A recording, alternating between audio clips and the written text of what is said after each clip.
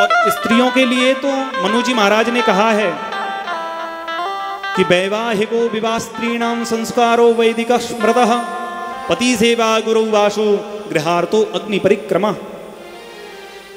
मनुस्मृति में मनु जी महाराज कहते हैं कि स्त्रियों को वैवाहिको विवाह स्त्रीणाम, स्त्रियों का अगर कोई संस्कार वैदिक होता है तो बोले वो विवाह संस्कार है। केवल स्त्रियों का वैदिक विधि से ब्रह्म के द्वारा, सनातन धर्म के द्वारा जो सिद्धांत में जो विधि है, बोले उस विधि के द्वारा केवल उनका एक विवाह संस्कार होता है, दूसरा कोई संस्कार स्त्रियों का नहीं होता वैदिक। वैवाहिको विवाह स्त्रीणाम संस्कारो वैदिक स्मृतः पति सेवा गुरु वासु, बोले पति की सेवा ही उसका गुरुकुल का वास है। स्त्रियों के लिए पति की सेवा करना, शुश्रूषा करना ही बोले उनके लिए गुरुकुल का वास है।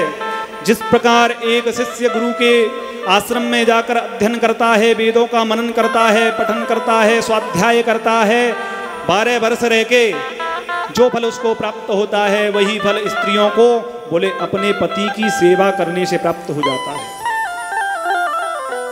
गृहार्थो अग्नि परिक्रमा, बोले घर का काम धंधा जो स्त्रियां करती हैं, माताएं करती हैं, घर का काम धंधा करना ही स्त्रियों के लिए यज्ञ करने का फल प्राप्त होता है।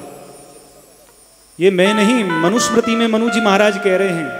गृहार्थो अग्नि परिक्रमा, घर का काम धंधा करना, गृहस्थी को संभालना, अपने ससुर माता पिता अपने पति की शुश्रूषा करना, पतिप्रायता रहना, बोले वह उनका यज्ञ का, नित्य का यज्ञ है, नित्य का हवन है।